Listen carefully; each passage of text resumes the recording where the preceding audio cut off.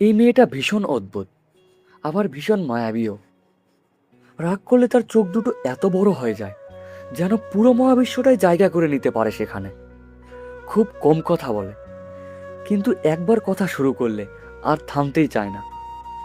সব গোপন কথা আগে বলে দেবে, তারপর হঠাৎ বলবে, আরে এটা তো তোমাকে বলার কথা ছিল না। তার হাসিটাও অদ্ভুত, মনে হয় যেন একটু একটু করে কেউ চাবি ঘুরিয়ে চালু করছে। হাসতে হাসতে কথা বললে সে কি বলছে সেটাই ঠিক মতো বোঝা যায় না। খেতে খুব ভালোবাসে বলে দাবি করে, কিন্তু সত্যি বলতে দু এক কামড় খেয়ে এমন ভাব করে যেন খাবার খেয়ে সে অনেক উপকার করছে। প্রতিদিন বলে তার পেট নাকি বেড়ে যাচ্ছে, তবুও রাতের খাবারে লুডু ছাড়া যেন চলেই না। কাপড় টাইট হয়ে গেছে বলে আফসোস করে, কিন্তু জিমে যাওয়ার পরিকল্পনাটা বছরের পর বছর শুধু পরিকল্পনায় থেকে যায়।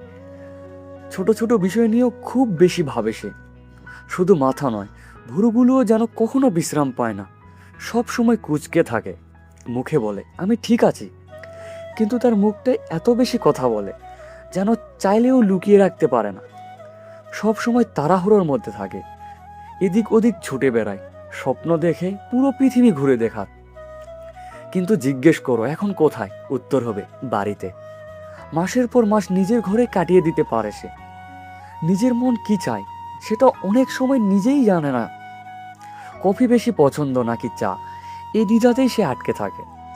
তার মুখ দেখে মনে হবে তোমার সব কথা সে মন দিয়ে বুঝছে, কিন্তু মাঝখানে হঠাৎ একটা প্রশ্ন করে দেখো, বুঝবে তার মাথার ভিতরে একসময় সাথে শত শত চিন্তা করছে।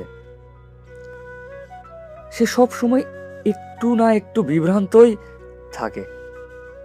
হাসুক, মন খারাপ করুক কিংবা অবাক হোক, সব অবস্থাতেই কাজল ছাড়া তাকে দেখলে মনে হবে বেচারি অনেক দিন ধরে অসুস্থ। তবু মেয়েটা ভীষণ সুন্দর, নিজের বয়সের চেয়েও অনেক ছোট লাগে তাকে। দেখে মনে হবে খুব রাগী আর অহংকারী, কিন্তু কাছ থেকে চিনলে বোঝা যায় সে একদম নিষ্পাপ একটা বাচ্চা মেয়ে। সহজে কাউকে বিশ্বাস করতে পারে না, কারণ জীবনে অনেক মানুষ তাকে কষ্ট দিয়েছে। তাই অনেক কথা গলা পর্যন্ত এলেও ঠোঁট পর্যন্ত আর পৌঁছাতে পারে না। নিজের দুর্বলতার কথা বলতে গেলে হঠাৎ কোনো পুরনো স্মৃতি তাকে থামিয়ে দেয়। তবে একটা কথা মানতেই হবে, সে এতটাই সুন্দর যে তাকে দেখে বলিউডের নায়িকারাও হার মেনে যাবে। আমি তাকে নিয়ে এত লিখি, এটার জন্য যদি কোনো শাস্তি থাকতো হয়তো আজ জেলেই থাকতাম, কিন্তু আমি কি করব, সামনাসামনি তাকে এসব বলতে পারি না। কারণ নিজের ভাগ্যকে আমি খুব ভালো করেই চিনি, কখন কি খেলা দেখাবে বলা যায় না। তাই চুপ থাকি। সে আমার কথাগুলোকে মজা ভেবে নেয়, আমিও কিছু বলি না। সে যেটাতে খুশি থাকে সেটাই আমার জন্য যথেষ্ট। আমার কি, আমি তো দুঃখের মধ্যেও হাসতে শিখে গেছি।